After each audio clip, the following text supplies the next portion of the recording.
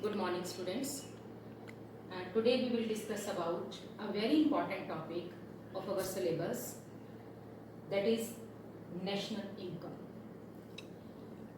While discussing about the concept of national income, you already know about the circular flow of income. In circular flow of income, there are three phases, that is production phase, income phase, and expenditure phase. Production phase, in production phase, the goods and services are produced by the factors of production by rendering their factor services. Then, in the income phase, there is flow of income from producing sector to the household sector or from producing sectors to the factors of production. This is income phase. And in expenditure phase, we have discussed that whatsoever income is received by the factors of production is spent on the purchase of goods and services produced by them within the domestic territory of a country. So these were the three phases of circular flow of income, that is production, income, and expenditure. Dear students, basically these are the three methods to measure national income of an economy. It means, what are these three methods? First one is product method or value added method. Second one, income method. And the third one is expenditure method to measure national income of an economy. Now today we will discuss about the value added method to measure national income. Value added. What does it mean? What does it states? Value added method states to add up the contribution of different producing units in the production process. Value added method states to add up the contribution or the value addition made by different producing units in the production process during an accounting year that is included and that is known as gross value added at market price. Now here the most important thing is, what is value addition, which we have to adopt. Value addition, the concept of value addition will be very much clear to you with the help of this example. एक example हम लेंगे जिसकी सहायता से आपको value addition का concept बहुत अच्छे से समझ आ जाएगा. Let us suppose that in an economy there is a producer farmer. Producer है, एक किसान है, उसके पास एक खेत का टुकड़ा है जिस पर वो वीट उगाना चाहता है. उसके पास सीड्स पहले से ही इकट्ठा किए हुए पड़े थे, उसने उस पर कोई भी खर्चा नहीं किया और उन सीड्स को यूज करके ही produced wheat on that small piece of land. और जब उसने प्रोडक्शन कर ली तो मान लीजिए उसको 100 रुपए की वीट की प्रोडक्शन उस प्लॉट ऑफ लैंड से मिली. So value of output will be ₹100. उसने कोई भी एक्सपेंडिचर नहीं किया. मान लीजिए उसने किसी भी तरह का कोई भी एक्सपेंडिचर वीट की प्रोडक्शन में नहीं किया, तो इसका मतलब इंटरमीडिएट कॉस्ट और the cost of raw materials और the cost of non factor inputs will be 0.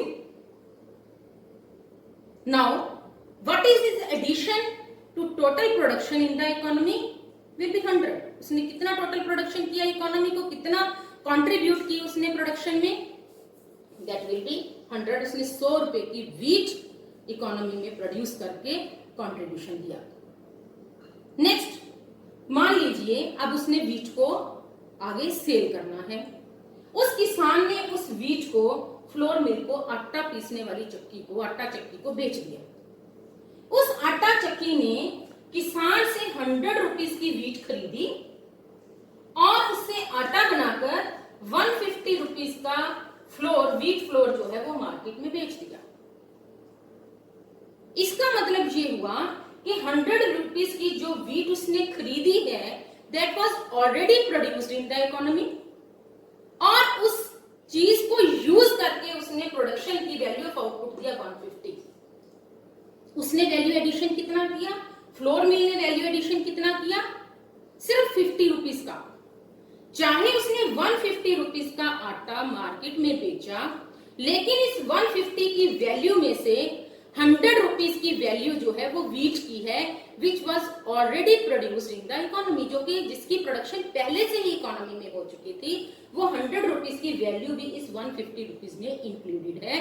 तो इसका मतलब ये हुआ कि फ्लोर मिल ने इकोनॉमी में अपनी प्रोडक्शन प्रोसेस के दौरान जो वैल्यू एडिशन किया, दैट इज जस्ट ₹50। अब उस आटा पीसने वाली चक्की ने, आटा चक्की ने उस आटे को, फ्लोर को मार्केट में एक बेकर को मान लीजिए बेच दिया, 150 रुपीज का उसने बेकरी वाले को वो फ्लोर बेच दिया। अब बेकर ने उस 150 रुपीज की कमोडिटी को यूज करके, फ्लोर को यूज करके उससे 300 रुपीज की ब्रेड्स बना दी और उसे फाइनल कंज्यूमर्स को कंजम्पशन करने के लिए मार्केट में बेच दिया। अब यहां क्वेश्चन ये अराइज करता है कि इस बेकरी वाले ने कितने रुपए की वैल्यू एडिशन की इकोनॉमी में, उसकी कंट्रीब्यूशन टोटल प्रोडक्शन में कितनी रही, उसकी कंट्रीब्यूशन टोटल प्रोडक्शन में 150 रुपीज की रहेगी, क्योंकि 150 रुपीज, ये जो 300 रुपीज की वैल्यू ऑफ आउटपुट है, इसमें 150 रुपीज जो है वो फ्लोर के, वीट फ्लोर के इंक्लूडेड है, जो कि पहले से, जिसकी प्रोडक्शन पहले से ही इकोनॉमी में हो चुकी थी। ठीक है, तो उसकी कंट्रीब्यूशन कितनी रही, उसने वैल्यू एडिशन कितनी दी इकोनॉमी को, that was 300 minus 150, it is equal to 150। तो यहां पर ये बात क्लियर करनी जरूरी है कि इकोनॉमी में कितना वैल्यू एडिशन हो रहा है बाय ईच प्रोड्यूसिंग यूनिट। जितने भी प्रोड्यूसिंग यूनिट्स हैं वो कितना कितना वैल्यू एडिशन कर रहे हैं, उन सबको हमने एडप्ट करना है, and that will give us gross value added at market price. अगर हम ऐसा नहीं करते हैं, अगर हम वैल्यू एडिशन को नहीं लेते हैं, मान लीजिए हम वैल्यू ऑफ आउटपुट को ले लेते हैं। वैल्यू ऑफ आउटपुट का मतलब है कितना कितना कितने कितने प्रोड्यूसर्स ने मार्केट में सेल किया। तो हम कहेंगे फार्मर ने 100 रुपीज का सेल किया, फ्लोर मिल ने 150 रुपीज का सेल किया, बेकर ने 300 रुपीज की ब्रेड्स को सेल किया, और टोटल इकोनॉमी में 550 रुपीज की जो है वो इन सभी ने बेचा। लेकिन यहाँ ये पॉइंट जानना जरूरी है कि इस 150 रुपीज में 100 रुपीज की प्रोडक्शन ऐसी है जो कि पहले से, जिसकी वैल्यू पहले से ही ऐड की जा चुकी है। इस 300 रुपीज में 150 वैल्यू ऐसी है फ्लोर की जो कि पहले से ही ऐड की जा चुकी है। इसको अगर हम दोबारा से ऐड कर देते हैं, it will create the problem of double counting. So to avoid the problem of double counting, this value added method is used. यहां अगर आप देखिए तो यहां पर हम एक बार यहां पर हमने वीट की वैल्यू को ऐड किया, यहां पर फिर से हमने वीट की वैल्यू को ऐड किया, और यहां पर फिर से हम वीट की वैल्यू को ऐड कर रहे हैं। तो वीट तो एक ही बार प्रोड्यूस हुई है इकोनॉमी में, लेकिन हम 3 बार उसकी वैल्यू को ऐड कर रहे हैं। तो इसका मतलब यहां पर प्रॉब्लम ऑफ डबल काउंटिंग आ जाएगा, means counting the value of a commodity twice और more than twice leads to the problem of double counting. And to avoid the problem of double counting, either we should use the value of only final goods and services produced within the domestic territory of a country. तो यहाँ पर final goods and services कौन सी हैं? Bread, जो कि final consumers के पास जा रही है, और उसकी वैल्यू कितनी है? 300 रुपीज। या तो ये ले लीजिए, या हमें दूसरा तरीका ये है कि वैल्यू एडिशन को लेना है, which is also equal to ₹300। तो वैल्यू एडेड मेथड एक ऐसा मेथड है जो कि डबल काउंटिंग की प्रॉब्लम को अवॉइड करता है, इसलिए ये मेथड जो है वो आउटपुट मेथड से बेटर माना जाता है, और इसे हम नेशनल इनकम को मेजर करने के लिए यूज करते हैं। तो यहाँ पर सबसे इंपॉर्टेंट चीज, वैल्यू एडेड को कैसे निकाला जाता है? Value added means value of output, value of output minus intermediate cost, value of output that is market value of output minus intermediate cost. अब वैल्यू ऑफ आउटपुट क्या है? जो भी कुछ पैदा किया गया, जिस चीज की भी प्रोडक्शन हुई, वो या तो मार्केट में सेल होने के लिए चला जाएगा या अनसोल्ड रह जाएगा। जो सेल हो गया उसको हमने सेल लिख लिया, कितने रुपए का सेल हुआ, प्लस जो अनसोल्ड रह गया उसे हम चेंज इन स्टॉक मान लेंगे। और change in stock, as you know that this change in stock is the difference between closing stock and opening stock. तीन तरह का स्टॉक होता है, stock of raw material, stock of finished goods and stock of semi finished goods. तीन तरह का stock है जो कि हम चेंज इन स्टॉक के ओपनिंग स्टॉक और क्लोजिंग स्टॉक दोनों में ही इंक्लूड करते हैं। तो यहाँ पर सोल्ड प्लस अनसोल्ड दोनों ही मटेरियल जो हैं वो हम वैल्यू ऑफ आउटपुट में इंक्लूड करेंगे। Minus purchases, intermediate cost the cost of non-factor inputs used during the production process। तो क्या क्या उसने खरीदा, कौन सी उसने इंटरमीडिएट गुड्स खरीदी प्रोडक्शन प्रोसेस के दौरान, वो हमारी परचेजेस आ जाएंगी। तो अगर आपको एग्जाम में सेल दिया हुआ है, चेंज इन स्टॉक दिया हुआ है, तो दोनों को एडअप कर लीजिए, that will be value of output.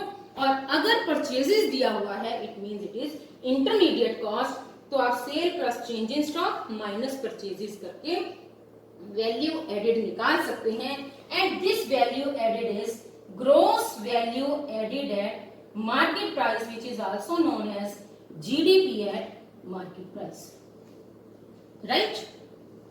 Now ये तो बात हो गई कि वैल्यू एडिशन जो है वो क्या होता है, उसको कैसे कैलकुलेट किया जाता है।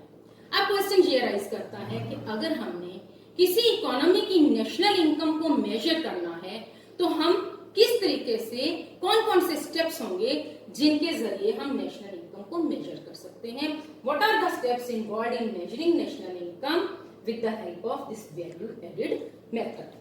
सो first step is identify the producing units and classify them into 3 sectors। हमें पता है कि हमारी इकोनॉमी में 3 सेक्टर्स हैं जो कि गुड्स एंड सर्विसेज की प्रोडक्शन करते हैं। First sector is primary sector, secondary sector and tertiary sector. तो सबसे पहले हमने तीनों सेक्टर्स को क्लासिफाई कर लेना है, प्रोड्यूसिंग यूनिट्स को आइडेंटिफाई करके देख लेना है कि कौन सा प्रोड्यूसिंग यूनिट कौन से सेक्टर में इंक्लूड करना है, और हमने सेक्टर्स की, इकोनॉमी के सेक्टर्स की क्लासिफिकेशन कर दी। After that what we have to do, we have to calculate the value of output of all the 3 sectors of the economy, that is primary, secondary and tertiary sector। तीनों sectors की value of output हमने estimate कर लेनी है। And the third step is estimate intermediate cost of all the 3 sectors, that is primary sector, secondary sector and tertiary sector. इन तीनों sectors ने कितना कितना एक्सपेंडिचर किया on the production of different goods and services, तो वो हमारी intermediate cost तीनों सेक्टर्स की हो जाएगी। Next is estimate value added by using formula and get gross value added at market price और GDP at market price. Value added कैसे हम निकालेंगे, वैल्यू ऑफ आउटपुट हम कैलकुलेट कर चुके हैं, इंटरमीडिएट कॉस्ट हम एस्टिमेट कर चुके हैं, तो वैल्यू ऑफ आउटपुट में से इंटरमीडिएट कॉस्ट माइनस कर दिया जाएगा, that will be value addition by all the 3 sectors of the economy। उसे एड अप कर लीजिए, we will get GDP at market price। So GDP at market price हमने calculate कर लिया, but our main purpose is to calculate national income, and national income we know that it is equal to NNP at factor cost, that is net national product at factor cost। तो GDP at market price हमने calculate किया था, gross product से हमें net product बनाना है तो हम depreciation minus करेंगे। उसके बाद नेशनल प्रोडक्ट बनाना है तो हम net factor income from abroad add कर देंगे। हमें फैक्टर कॉस्ट कैलकुलेट करना है, मार्केट प्राइस हमारे पास ऑलरेडी है, तो हम नेट इनडायरेक्ट टैक्सेस को माइनस कर देंगे। डेप्रिसिएशन माइनस किया, net factor income from abroad plus किया और नेट इनडायरेक्ट टैक्सेस को हमने माइनस कर दिया। We will get NNP at factor cost, which is also known as national income of a country। Thank you.